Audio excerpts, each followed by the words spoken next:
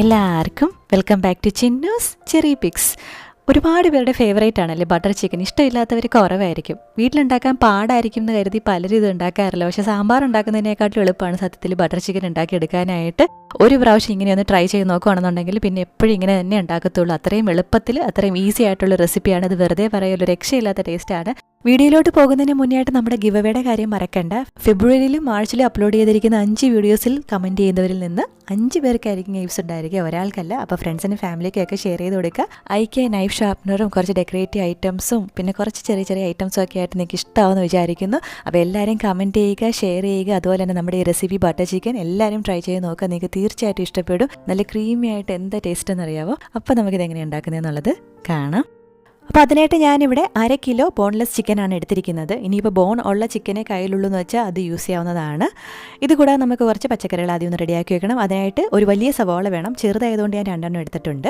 Medium സൈസിലുള്ള 5 തക്കാളി വേണം. വലുതായതുകൊണ്ട് ഞാൻ 4 എണ്ണം എടുത്തിട്ടുള്ളൂ.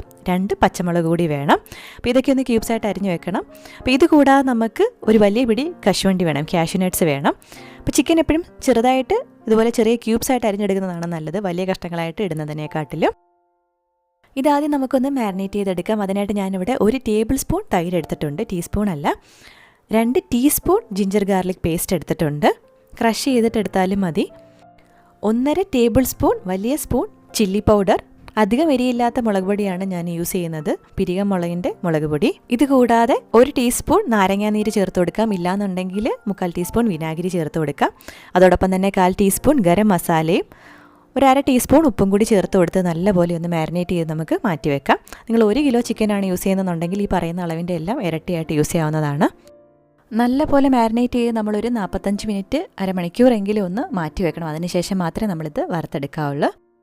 ഇപ്പോൾ ഒരു 45 മിനിറ്റ് ആയിട്ടുണ്ട്. നമുക്ക് ഈ ചിക്കൻ ഒന്ന് വറുത്തെടുക്കാം. അതിനായിട്ട് അത്യാവശ്യം വലിയൊരു പാനിലേക്ക് നമുക്ക് 1 ടേബിൾ സ്പൂൺ ബട്ടറും എണ്ണയും ചേർത്ത് കൊടുക്കാം.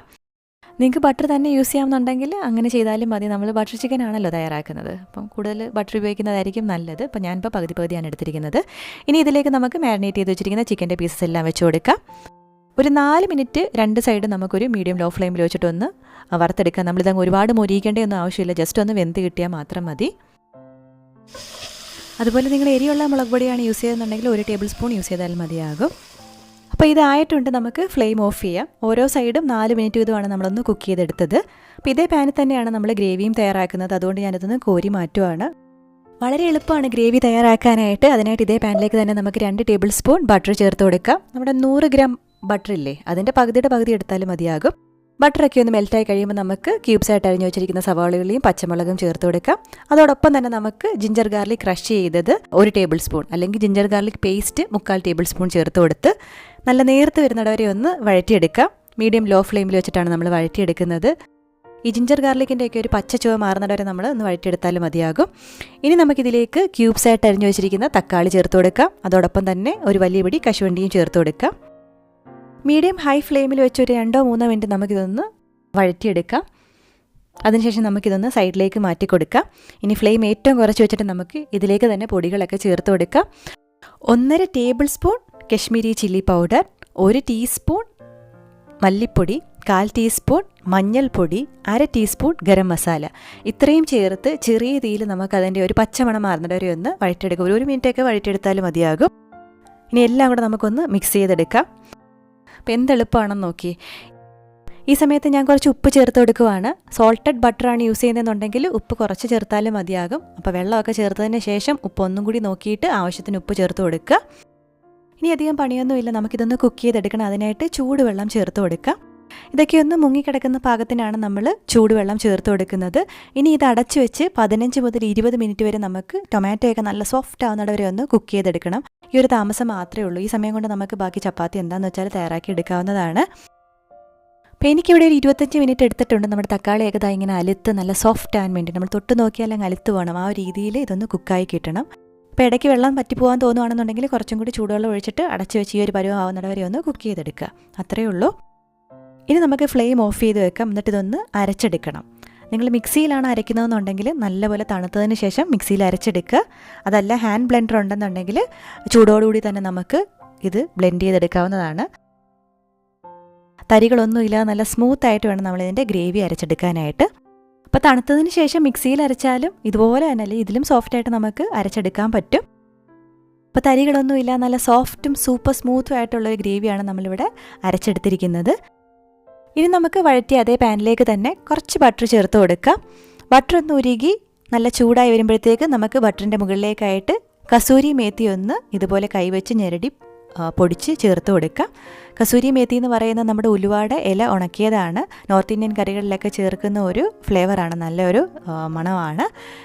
ഇതിലേക്ക് ഇനി അരച്ചു വച്ചിരിക്കുന്ന ഗ്രേവി ചേർത്ത് കൊടുക്കാം. ഒരു 2-3 മിനിറ്റ് നമുക്ക് ഒന്ന് വഴറ്റിയെടുക്കാം. നമ്മുടെ ഗ്രേവിക്ക് ഇപ്പോൾ പച്ചച്ചുവയൊന്നും ഇല്ല. ഇൻ കേസ് എന്തെങ്കിലും പച്ചച്ചുവ ഉണ്ടെങ്കിൽ ഇങ്ങനെ ചെയ്യുന്നത് അത് മാറി കിട്ടാനായിട്ട് സഹായിക്കും. അപ്പോൾ ഇങ്ങനെ നിരത്തി വെച്ച് കൊടുക്കുകയാണെങ്കിൽ ചെറുതായിട്ട് ഇങ്ങനെ പൊട്ടുന്ന കാണാൻ പറ്റും.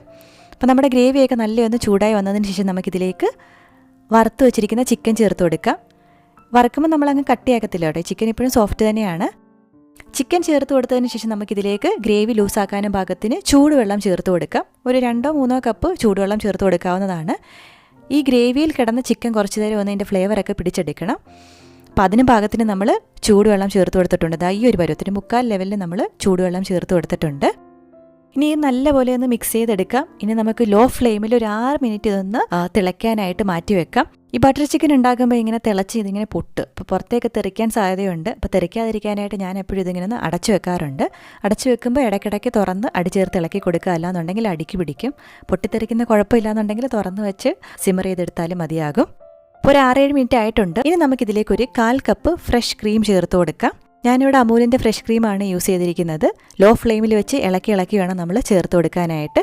ഫ്രഷ് ക്രീം ചേർത്ത് കൊടുത്തതിന് ശേഷം ഒരു 2 മിനിറ്റ് ലോ ഫ്ലെയിമിൽ അത് അങ്ങനെ ഇരുന്നൊന്ന് ഇളക്കി നമുക്ക് തിളപ്പിച്ചെടുക്കാവുന്നതാണ്.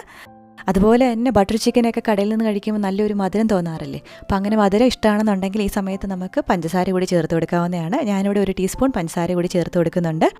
അതുപോലെ തന്നെ ബട്ടർ ചിക്കൻ തയ്യാറാക്കുന്നതുകൊണ്ട് ഈ സമയത്ത് നിങ്ങൾക്ക് ബട്ടറും കൂടി ചേർത്ത് കൊടുക്കാവുന്നതാണ്. 1-2 ടേബിൾ സ്പൂണൊക്കെ ബട്ടർ ചേർത്ത് കൊടുക്കാം. ഞാനിവിടെ വളരെ കുറച്ച് ബട്ടറാണ് ചേർത്ത് കൊടുക്കുന്നത്. എങ്കിൽ തന്നെ നല്ല ടേസ്റ്റാണ്.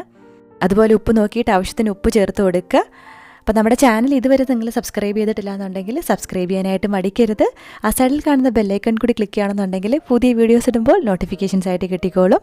അപ്പോൾ ഇത് ഇത്രയും ചേർത്ത് കൊടുത്ത് ഒരു 2-3 മിനിറ്റ് എണ്ണ തെളിയുന്നവരെ നമ്മളിതൊന്ന് ലോ ഫ്ലെയിമിൽ കുക്ക് ചെയ്തെടുക്കണം. അടച്ചു വെക്കുന്നത് തെറിക്കാതിരിക്കാൻ വേണ്ടിയിട്ടാണ് കേട്ടോ. അപ്പോൾ നിങ്ങളെല്ലാവരും ട്രൈ ചെയ്ത് നോക്കുക. വളരെ വളരെ ടേസ്റ്റി ആയിട്ടുള്ള, ശരിക്കും ടേസ്റ്റി ആയിട്ടുള്ള റെസിപ്പിയാണ്.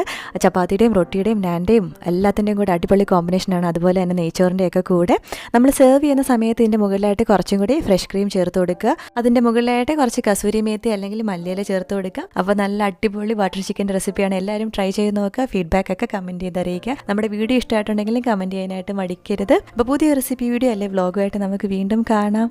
ബൈ.